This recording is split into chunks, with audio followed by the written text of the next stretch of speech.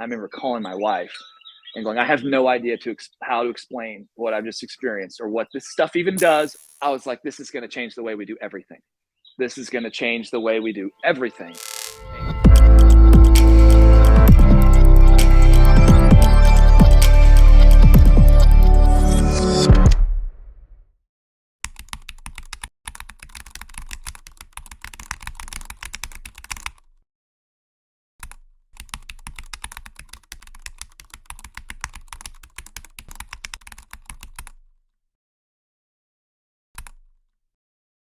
Hey guys, Josh Lake with the Pebbleton Post here today with Mr. Will Lehr of Perpetual Assets, and we're going to be talking about all kinds of stuff, but we really wanted to touch today on cryptocurrency because we believe that cryptocurrency is not only just an amazing piece of technology, but a tool that is going to be used for a lot of different purposes going into the future. And that's why I wanted to bring Will on here, because he is truly an expert in the field.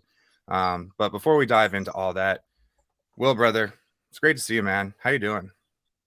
I'm doing great, Josh. I'm doing great. It's great to see you, albeit I can't hug you now that we're 1,000 or so miles apart. But hey, what the hell? It's good to see you.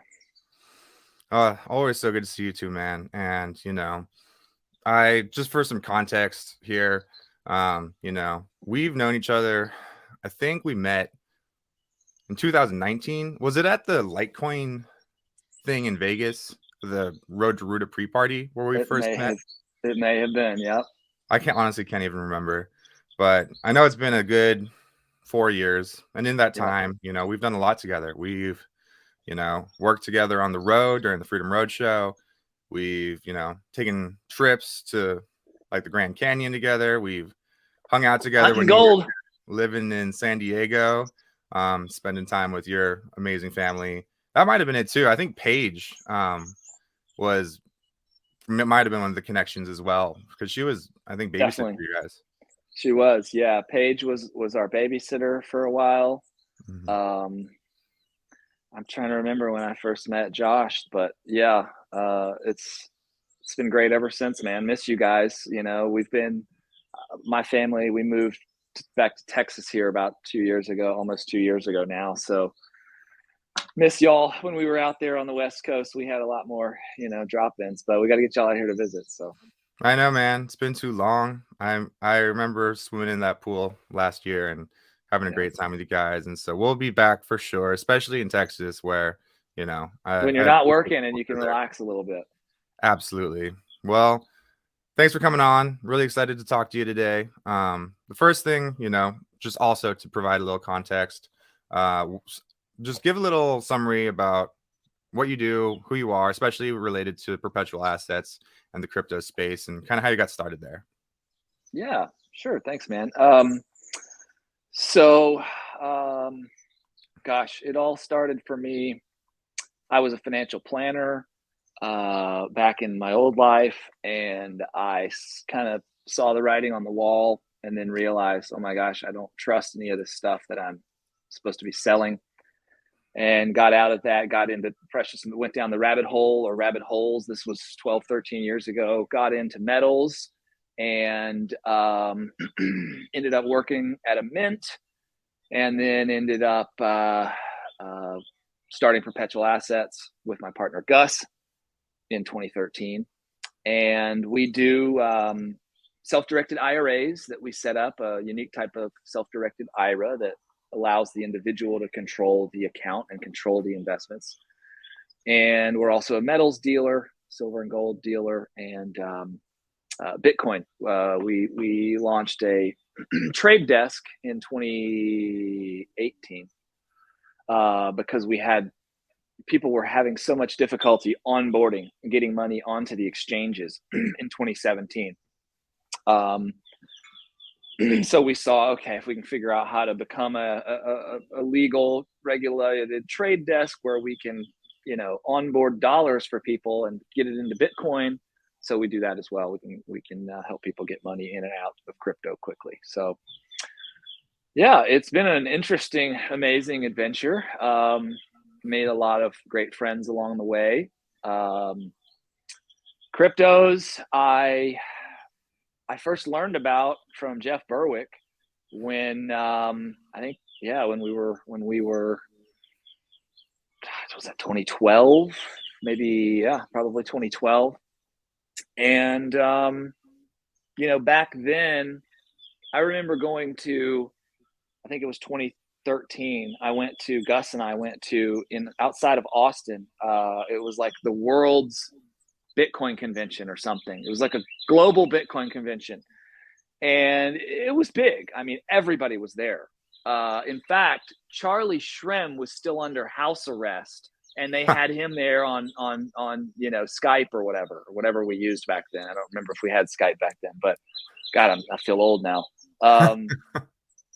Yeah, it was incredible. I mean, everyone was, all the big crypto names were there. I mean, there were Ferraris there, and I remember this was, I think I owned a little bit of Bitcoin at the time. I'd just been dabbling in. I mean, we'd been starting a company, so we weren't flushed with cash. But and then I remember coming out of that conference. I remember calling my wife and going, I have no idea how to explain what I've just experienced, or what this stuff even does, or how it's gonna. It was just Bitcoin back then. There were no altcoins. Maybe, I guess, Litecoin too. Sorry, yeah, there was Litecoin. Anyway, it was. I was like, this is going to change the way we do everything. This is going to change the way we do everything. And I was so excited, and I couldn't explain it. Anyway, that was 10 years ago. And so Yeah, here we man. are. Here we are. I know. And I totally agree with you when I started to understand cryptocurrency, especially blockchain, that this is here to stay, man. This is going to revolutionize everything. And it's going to be a tool that we really utilize for, I think, clearing out a lot of the corruption that exists within just the financial system, but also in a lot of other places. You can see that, nowadays there's cryptocurrencies for everything. There's use cases for everything. And so I'm really optimistic toward crypto being adopted for a whole slew of things. But, for you, like when you were coming back and, telling Erica, this is going to change everything that we're doing. What now that we've had 10 years, and if someone was just understanding or just brand new, a newbie to the space, what would you tell them in terms of how this technology and how these systems are going to change the world? The applications are so numerous. I mean, first it was Bitcoin and distributed ledger technology and blockchain. And then we had Ethereum launch, and you had smart contracts come into the equation, where you could actually add programmable data into this transaction. And that was Pandora's box on top of Pandora's box. And what it allows for, I mean, everything imaginable financial, you know, but then when you enter smart contracts, we go records, accounting, inventory management, supply chain management. Name an industry, right? The medical industry, and the disaster discombobulation of the containment and storage and historical records of your medical history, right? Our own personal medical history, right? That should be easily verifiable, accessible on a blockchain with the private key, that you could then share with hospitals and everybody else. I mean, it's the applications, accounting, legal. These industries, they'll probably shave off 90% of the human component. Real estate. When's the last time you've bought a home with a mortgage on it? Good God, there's like 15 people involved with it. There should maybe be one, Now, I'm not about, obviously this statement means that there are going to be jobs displaced. Humans are going to be displaced. Labor is going to be displaced. Yes, this is what technology does. You could see it across a number of different, industries, even historically. So yes, it'll happen with blockchain, it'll improve everything. I mean, it'll, again, when you understand the open source component of it, that it's not controlled by a central party. Now, it can be. There are central bank digital currencies that they're trying to release that they control, and that's just like the current system we have, only digital.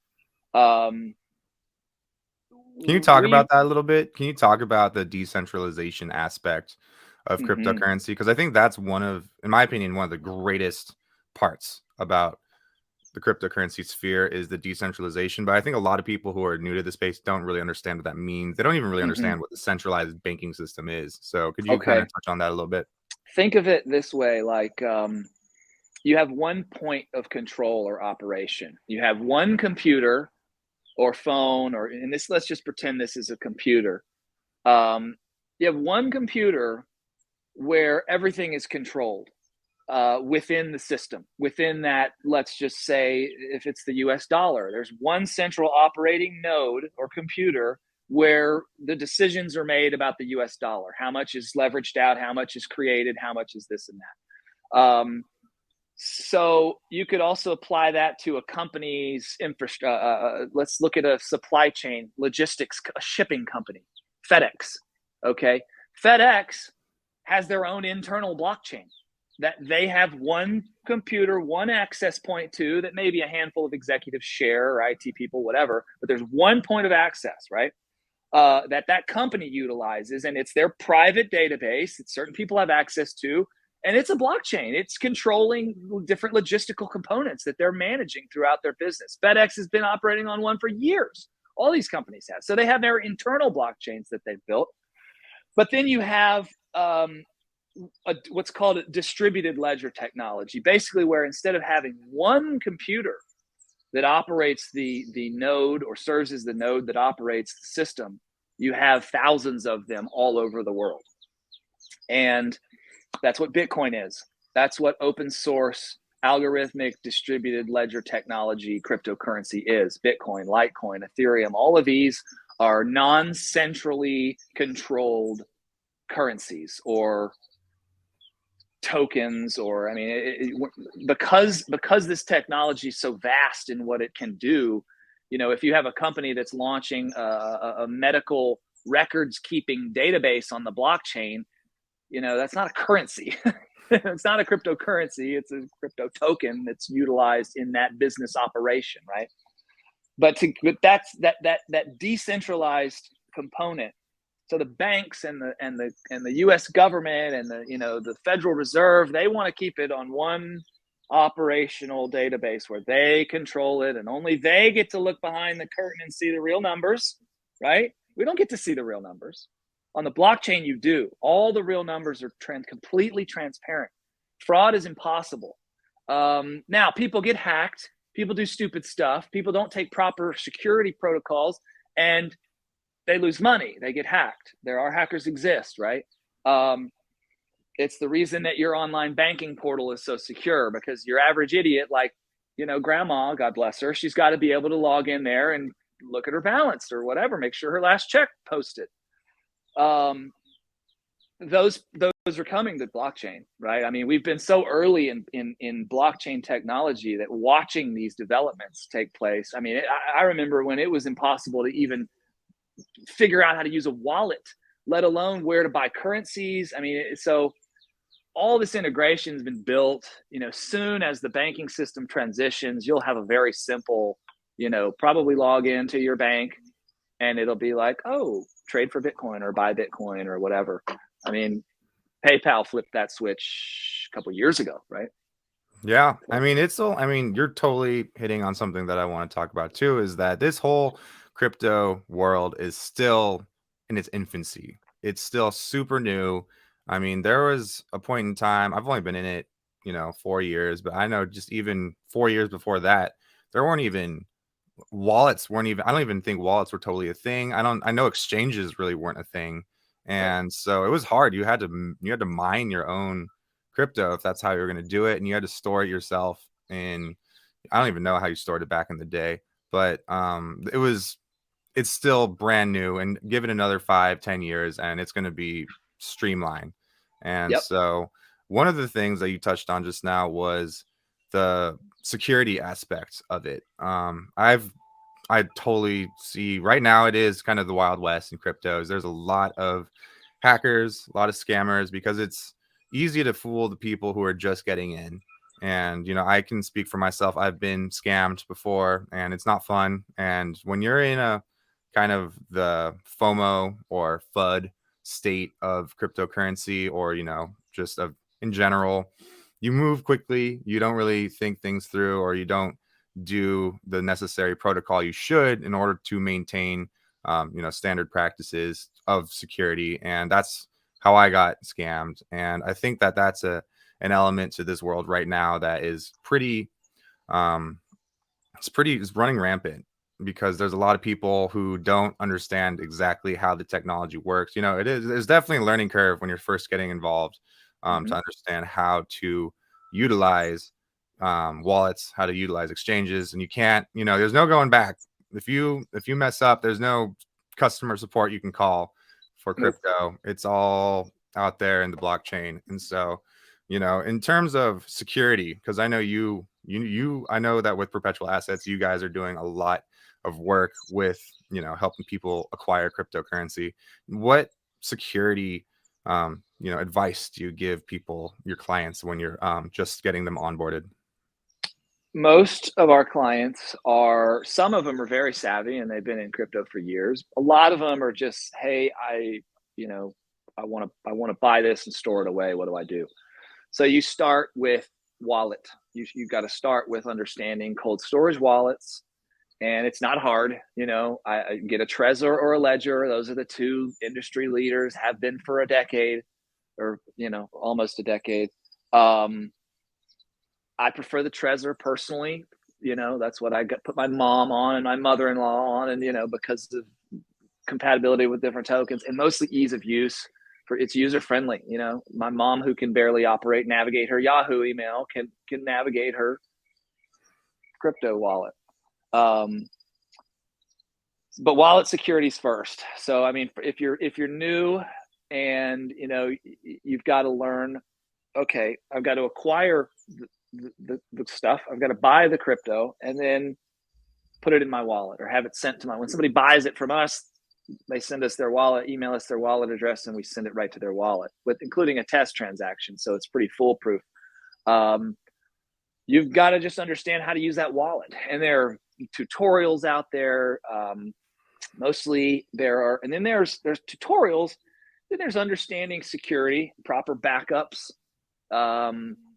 Your word seed, when you write that down to back up your wallet, you want to write it on paper. You don't take a picture of it. You don't write it in your notepad on your phone. You write it on paper, and you maybe want to have a backup copy of it somewhere, but you got to be careful with backup copies, because if mom's house gets broken into and somebody finds that thing, boom, there goes your life's savings. So when the numbers, when it turns into a lot of money for people, I know people take their word seed, they engrave it into metal, they bury it in the freaking ground, and then you're bulletproof. Basically, there are multi-sig, guys with tens of millions of dollars will do that. They'll have multi-sig components where if somebody holds a knife to their neck, they can't even get to it without the other person signing.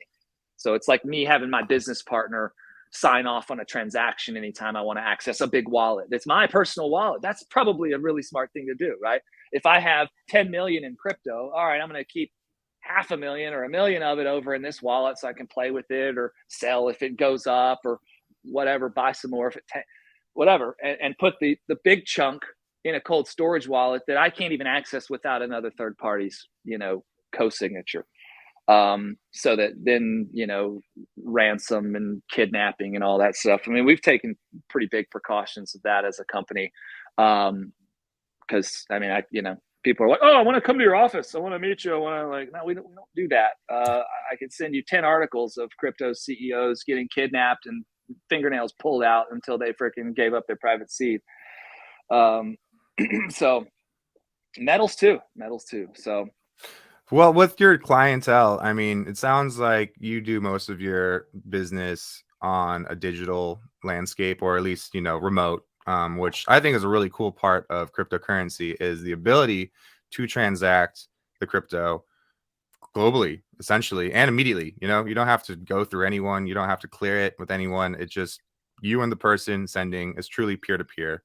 And I think that's one of the elements of cryptocurrency that is revolutionary because, right now, if you're going to send even $10,000 to, someone in Europe, I know that there's hangups. I know that there's things you can't do around Yep. that. And even traveling, I know that you can't even travel outside of the country with that kind of cash on your body. And with crypto, all you need, like you said, it's that seed phrase. You can have it written down. You can just have it stored in your head, and you could walk Yep. across the border with, millions of dollars That of is crypto. that is a very big one in the world of finance, because capital flight has been a huge, for eons. Okay. We have never, ever been able to move large amounts of capital extremely easily and efficiently, ever. Okay. Forget about ease and efficiency. Let's talk about regulatory crap. Let's talk about theft. Let's talk about all the other risks involved. It's been impossible prior to Bitcoin, cryptocurrency. That when you, from a regulatory perspective, understand how much the regulatory bodies and controllers and monetary controllers want to control you and control your access to capital. This is evident by when you travel and you have to declare how much cash, if you have more than this or that, or you can't travel across the border with a certain amount of even if you have Bitcoin in a brain wallet, you're supposed to. I don't know if you actually can. Here's an argument, though. Okay, for your border patrol person, legally, I would do this in court. Cryptocurrency is an intangible asset class. It's not tangible. You're not actually holding the gold coin when you cross that border. It's not. You have access to it, so it's not a possession based asset class. It is an access based asset class, which makes it entirely unique in and of itself, because whether we're talking about property inside of an IRA that has certain legal ramifications, whether an individual can hold it himself or not, cryptocurrency, that doesn't apply. You're not holding anything. Same with this capital flight perspective. When you have a cold storage wallet, you're holding a key. You're not holding the Bitcoin. The Bitcoin is on the blockchain. You're holding the access to it. So the fact from a capital flight perspective that you could hop numerous international borders all day long with hundreds of millions, to pick a number, any countless. I've been working with the market caps of these cryptos, obviously, but now we're trillions of that. So it is. When I saw this technology come out, and I went, holy crap! And then the people who got it were like, they are gonna put it out. Well, they couldn't put it out, and I watched this happen. They weren't able. They couldn't hack it, couldn't bust it. So then what they tried to do, and what they've been doing, was basically infiltrating different lines of the on-ramps, off-ramps, the exchanges, the huge amount of fraud we saw on FTX. That was all them. They did all of that to profit, to crap on the industry, to increase regulations, all kinds of stuff. But the interesting part about the FTX thing, because I talked about that made mainstream news. That was a lot of people in even my more normie sphere understood what was, or at least heard about it. And I think what was funny when I was talking to them, they say things like, I saw FTX went down. I saw that, the market cap for crypto, went way down after that. Like, that just shows cryptocurrency is a bad asset to hold. And I thought it was funny because it's like the technology didn't suffer at all. Right. It wasn't the actual Bitcoin or blockchain that got hurt during all of this. It was the exchange itself, and an exchange fraud. To me, it was fraud. It's huge fraud. And it's funny because I think exchanges are still kind of an improper way to use cryptocurrency at the moment, because it's still a third party that you're holding, or at least if you're not doing with it leverage properly. With leverage. Yeah. So we should have peer-to-peer decentralized exchanges. And I think one of the things that you talked about real quick that was interesting that I'd never heard of was the idea that this was an asset, or an access-based asset, not like a tangible asset, which I've never thought about it exactly that way. But would you still consider, like Bitcoin or something that has a finite supply, would you still consider that a hard asset, in the sense that it's not something you can't touch it, but it's not going to be inflated away? Is that true? Yes, it is. In that sense, it's a hard asset. A hard asset, in my mind, is one that I can remove from the banking system and have physical control, whether it be tangible or not, over that asset that no other third party knows about. Well, okay, with blockchain, you have you have transparency, but no one can get to it. No one can touch it. There's no third party. So yes, in that sense, I would say it's still a hard asset. And to your point a second ago about the folks who were like, "Oh yeah, the FTX crash," it's classic. After watching numerous bull and bear markets now, living through them, watching the response from the lamestream media, and then the lemmings who listen to it and say, "Oh yo, how are you doing, Will? You must be really hurting right now." The big. I was talking to a financial planner the other day, and this guy was savvy. This guy was sharp, and he's like, kind of starting to get hip to Bitcoin, and he's like, I want to learn more about it, whatever, but I'm just, people say, oh well, it was supposed to be a good hedge against inflation, and it just really hasn't been. I'm like, well, wait a minute, that depends on your timeline. This, just like your people you're talking about, they're taking a snapshot of price action from a point in time to another point in time. They're not looking at the 3 or 10 years prior to that. And I told him, well, if you bought Bitcoin at $300 like I did, it's hedged inflation extremely well, and then some. If you bought it last year at 20, not as much, So it's all about timeline. But same for those people who say it's crashed and all that. What you're choosing one side to comment on. You weren't here when we went from whatever $1,000 Bitcoin up to 20,000, whatever year that was, 2017.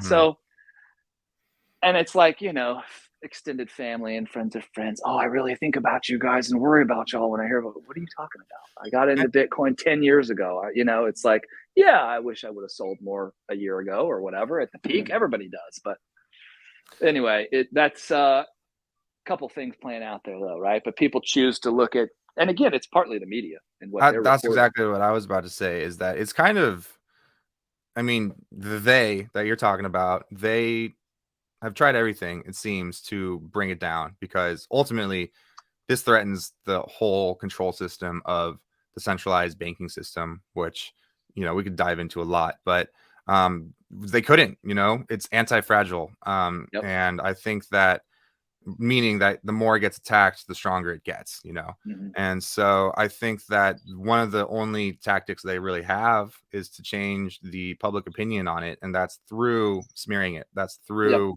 the media attacks. And so I think that's one of the things that so many of the people who really just aren't kind of plugged into the mainstream, they just hear sound bites of it often enough to like program them to say, oh, it's not a good thing, shouldn't put my money there. And that's really when you have to start waking up to, well, for us, waking up to the whole thing, waking up to the whole control system and the whole mechanism that's being used financially against us. And so, I remember, and we've shared stories about how this realization of this kind of plan to keep us, the average Joe, under the thumb of these, powers that be, it's kind of brutal to understand and to wake up to. And so, for you, it's modern day slavery, man, on a massive scale. And when you understand that these Rothschild banking dynasties go back thousands of years, we've been under this control for a long time. And yeah, when you understand that Bitcoin, crypto, blockchain, and distributed ledger technology was literally that big, Satoshi's white paper being released was Pandora's box, letting it out. And once that happened, it dawned on me, this is the first time, perhaps in human history, where the people, the individuals of the world are going to overthrow these multi-thousand-year control systems by creating their own currency.